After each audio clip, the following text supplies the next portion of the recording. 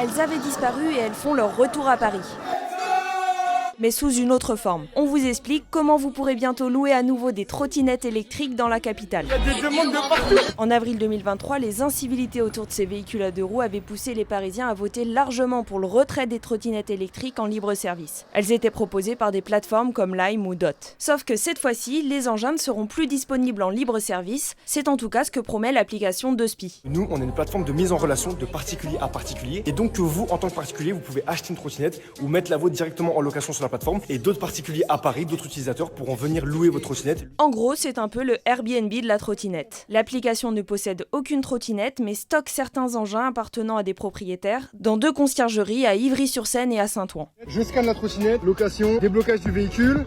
Et c'est bon les gars, c'est carré, c'est magnifique! Ce qui change aussi, c'est que le locataire devra poser sa trottinette dans un parking dédié ou dans un établissement partenaire de la plateforme, et pas n'importe où comme c'était le cas avant. On compte sur vous vraiment pour être responsable, mettre les trottinettes au bon endroit, conduire correctement. Toutes les trottinettes sont immatriculées, donc on aura un suivi aussi à ce niveau-là. Et voilà, c'est à nous de jouer pour montrer qu'on peut avoir une utilisation plus responsable. Le prix du trajet sera fixé par le propriétaire de la trottinette. Si l'application compte déjà 10 000 téléchargements, cette nouvelle forme de location n'enchante pas tout le monde. L'opposition à la mairie de Paris a déjà dénoncé le retour du désordre sous couvert d'innovation. La ville de Paris répond de son côté. Bien entendu, la ville de Paris reste vigilante afin de s'assurer que l'activité de la plateforme ne se passe pas au détriment des usagers sur la voie publique ni des emplacements de stationnement. Après des premiers tests réussis, quelques détails techniques restent à régler selon les créateurs de l'appli. Le service devrait être lancé dans les prochains jours.